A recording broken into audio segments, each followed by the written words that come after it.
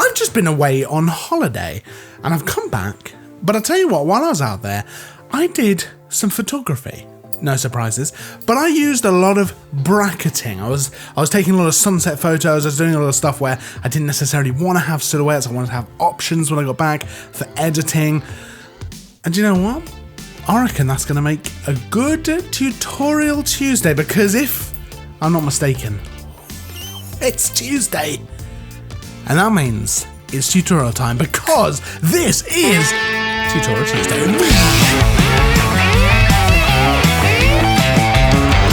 Welcome back to another Tutorial Tuesday, where every single week, every Tuesday to be precise, you get a brand new, fresh photography tutorial. And this week, we're going to be talking about exposure bracketing, because I've been doing a lot of sunset photography, as I mentioned in the intro, and that sometimes can have challenges with exposure. You know, you can have a lot of silhouetted things, and that can be very, very nice, but in certain situations, I want to have detail, I want to have color in all the different parts of the photo. I want to make sure I'm getting that nice sunset sky, often with the sun as well. But I also want to make sure I'm getting those darker areas of the photo. I want them to be exposed properly as well. I want them to get a nice bit of detail and color in there. And that's not always possible. Because of the way you're exposing, you're either going to have a blown out sky, or you're going to have really dark shadows, which you can probably pull back, but then they're going to be a little bit muddy and noisy. And I want to have a nice clean image. And that's where exposure bracketing comes in. And that's what we're going to talk about today. Now, I've been out shooting. I actually went down to Dorset, where I was taking some lovely photos of the sunset around sort of Durdle or that kind of area. But I was using exposure bracketing to get detail in the shadows for when I edit later. I can get a nicely exposed sunset sky, but also detail in those shadows as well. So we're going to go ahead and talk about everything you need to do to actually achieve this. Now, I was shooting on an A7 III with a 24-17mm f2.8 G Master lens. Oh, what a lovely combination. And that camera actually has exposure bracketing built in. A lot of cameras do now. So the Sony cameras do, the A7 III, A7R III, A7R4, along with, I know the Panasonic cameras have stuff like that. And there's a lot of cameras that have bracketing built in, but even if your camera doesn't, don't worry, because I'm going to show you how you can do it manually as well. If your camera's got bracketing built in, you can actually often do this handheld. I shot, the photo we're going to look at in a bit, I shot completely handheld.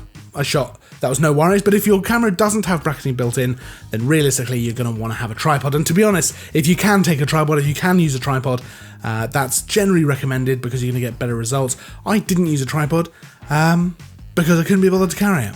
No other reason, not trying to prove a point, just literally couldn't be bothered. So ultimately, exposure bracketing comes down to taking multiple photos of the exact same scene at different exposure levels and then blending them together in post. And the easiest way to do this is if your camera is set up on a tripod, then you're going to make sure you're not going to be moving the camera at all. It's going to stay pointing at exactly the same thing. You're going to have the exact same framing for all the shots. So using a tripod is going to make it much easier.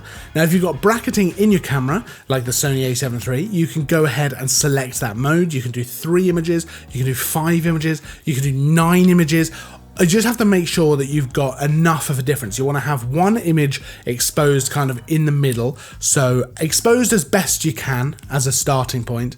And then if you're doing 3 images, you do 1 underexposed and 1 overexposed. So I usually do a stop, so expose it down a stop and up a stop. And then I'll usually do 5 images, so I'll do down 1 stop, down 2 stop, and then up 1 stop, up 2 stops. That gives you quite a range of exposures there. Now, if you're doing it, like I say, with the camera, then it's going to do that for you. You just hold the shutter down. It's going to take 5 photos consecutively with different exposure values using shutter speed or ISO, depending on what you set to actually affect the exposure. But you can also do it manually. So if you've got it set on a tripod, you can just adjust the shutter speed or ISO between photographs. So for example, set it up on a tripod, take a picture of something, so let's say a nice landscape. Let's say you've your base exposure, you're kind of roughly trying to expose as well as you can, and your base exposure is using 1/200th of a second. Well, then you want to go for 1/100th of a second and 1/50th of a second, so you've got 2 stops above. And then you want to take 2 more photos, one at 1/400th of a second and one at 1/800th of a second to get 2 stopped down. So you've got 2 stops below and 2 stops above. So you've got 5 photos there with a stop between them in terms of exposure. Now, that's actually really easy to do. If you've got, especially if you've got a tripod set up, you can also do it with ISO if you don't want to use it with shutter speed. That's very, very easy to do. Now, situations where this is not going to work so well is if you've got a lot of motion in the scene. So water, for example, doesn't always work so well. Certainly moving things, this is just not going to pan out at all because, you know, you're taking these consecutive photos, you want to have the scene looking the same. Otherwise, you're going to start running into major issues when you try and blend those photos together. So let's actually dive into Lightroom quickly, and I'm going to show you the photos that I took. So I've got one photo here. This was the photo that I wanted to get, but I wanted to have that sky nicely exposed with the sun off to the right, and I wanted to have the shadows in the hills and the water and stuff like that, just with enough detail. Now, you can see in this photo I've exposed as well as I can to try and get both. So this is kind of my base point, my base level that I'm going for. I've got one slightly underexposed, one slightly overexposed, one even more underexposed to try and get some more of that sky detail, and then one even more overexposed just to get some more detail in those hills and the water. Now, I wasn't actually doing a stop in between because I didn't feel like there was enough of a need to go quite that extreme to get a stop in between each exposure. So I was doing a little bit less than that, but you can see that there is quite a massive difference here between the kinds of exposures that I've got. Now, what I can do here is I can take all of these photos and I can actually easily blend them together in Lightroom. Now, like I mentioned earlier, because I have the bracketing in the camera, I was using the Sony A7 III, so the bracketing is in there, I was able to just do this handheld. I didn't need my tripod. You would need a tripod if you're doing it manually, unless you've got insanely steady hands and you're able to perfectly see that you're not changing the framing. But I was able to do this handheld. Otherwise, you would need a tripod if you're doing it manually. That's worth being aware of though, because doing it handheld, whew, that saved me some time. So let's go through quickly what you would do once you've got these 5 photos here in Lightroom. So you've imported them into Lightroom. You're going to go ahead and click on the leftmost photo, which is this one here, the base exposure one, and you're going to move the mouse over to the last photo in the sequence. So all 5 photos, hold shift and left click to select all of them. You're then going to right click and come up here to photo merge. You've got a few different options here. We're going to be clicking on HDR. So let's go ahead and do that. Now, Lightroom's going to go ahead and create this preview of the photo once it's been merged together. And we can go ahead and adjust some of these settings here as well before we actually go ahead with the merge. So we've got a couple of tick boxes here. Auto align, I would always recommend keeping that on. That's going to allow Lightroom to just line up the photo. So if there are any differences in the framing, if the camera did move at all, especially here where I've done it handheld, even though it was very quick, I would always recommend leaving that on, just to make sure Lightroom knows it's lining up. It's probably going to crop a tiny bit, but I think that's worth it. I think that's 100% worth it. You've also got auto settings here, which is going to allow Lightroom to apply the settings that it thinks it should to get this look to the photo. I'm going to leave that on because you can always just change the settings afterwards anyway, and I quite like seeing what Lightroom thinks looks good. So I'm going to leave that on. Now, deghost amount, if you have got movement in the frame, so here, fortunately, it's not too bad. We've got some waves, but fortunately, I don't think it's going to cause us any problems. But if you had a closer up shot of some water or something like that, the deghost amount is going to try and remove any kind of ghosting in the images. And that's where you've got maybe there's a bird in one of the frames, but it's not in the others, and so it's going to appear as this kind of slightly transparent image in the photo, and it's just going to look weird. So Lightroom's going to try and work out what shouldn't be there and deghost it. Now I've got it set to none because in this photo it doesn't really need it. You can set it to low, medium or high depending on your photo. It's worth kind of playing around with that a little bit. If you do turn it on, you can also tick this box to show deghost overlay. It's going to actually, Lightroom's going to show you what parts of the photo it's actually changing while it's deghosting. Otherwise, we can create a stack, which I'm not really going to do. I'm just going to leave it to create this one image, and we can come down here and click merge.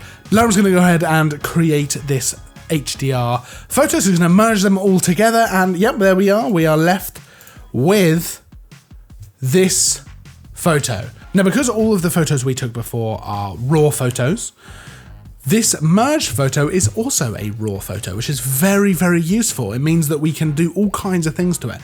So let's go ahead and have a look. So Lightroom's applied some general settings here. We can go ahead and change that. I'm actually going to darken it a little bit, but otherwise, for the most part, it's pretty much how I wanted it to be. You know, it's pretty much spot on. Now I can then go in and do a few different things here. I can kind of pop in a bit of what looks like sunlight over from the right there. I can come in and I should bring that down. I can come in and change the colors a little bit, so I can go into the hue. I can really kind of start to play with how I want that to look. Lovely. I can add some orange to the highlights to really accentuate that sunset sort of feel. Maybe a little bit of bluey tealy in the shadows. Oh, get that color contrast that I love. Go ahead and enable profile corrections, which is just gonna make the picture, just gonna get rid of any distortion or vignetting caused by the lens. But I want to bring in a little bit of vignetting again. Oh, that's looking lovely. And then I can just play with the calibration down here to really get the colors that I want. If you do want a slightly more in-depth video about coloring your photos using Lightroom, about color grading your photos, you can go ahead and check out our Tutorial Tuesday video on just that. I'll pop a link down in the description for you to check that out, because that's a helpful video for coloring your photos. You may have also seen me use the filter there to bring in some sort of sunlight from the top right.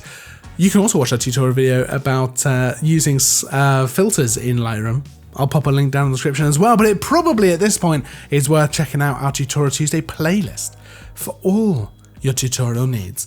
So there's our kind of final product. I'm probably going to give that a little crop, maybe 16:9. I do love a bit of 16:9 for my photos. I think it's because it's a video background, because I have such a video focused background, and I learned that first.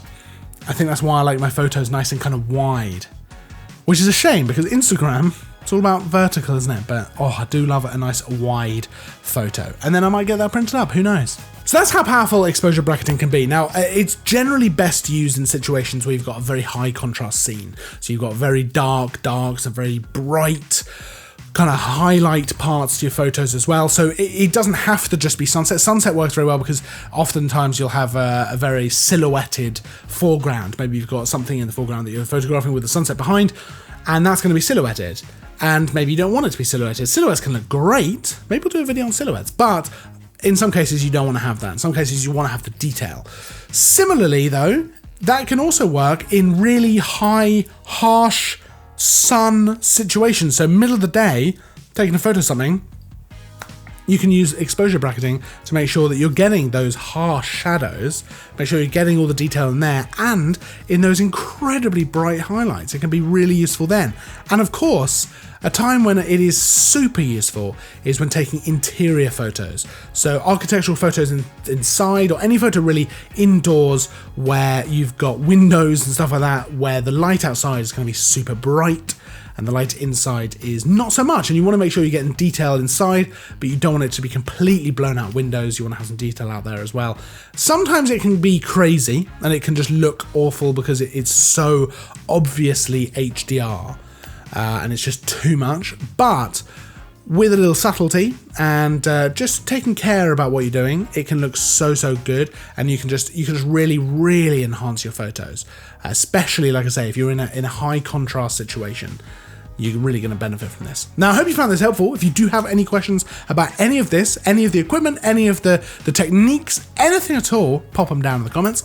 I love hearing your tips as well. So if you have any tips about exposure bracketing, HDR photography, anything like that, pop them down there as well, because I love hearing your tips as well. You guys have had some great tips in the last few videos, and let's keep it up. Let's keep it going. Yeah. Anything you particularly want to hear about in a future Tutorial Tuesday video, of course, let me know down there as well, because I keep coming up with ideas, but there's a lot. It turns out there's a lot of Tuesdays out there. So if you have anything particularly you want to see, let me know down below. I'll see you in the next video. Make sure to give the video a thumbs up as well. Almost forgot to say that. Helps me out a lot. Helps me out a lot. Love it when you give me a thumbs up, because I feel some sort of validation, you know? And that's really good. Also, make sure to subscribe if you're new, because we have new videos all the time. Reviews, tutorials, clearly, and all kinds of stuff. All kinds of stuff all the time. So make sure to subscribe. I'll see you in the next video. And of course, as always, thanks for watching.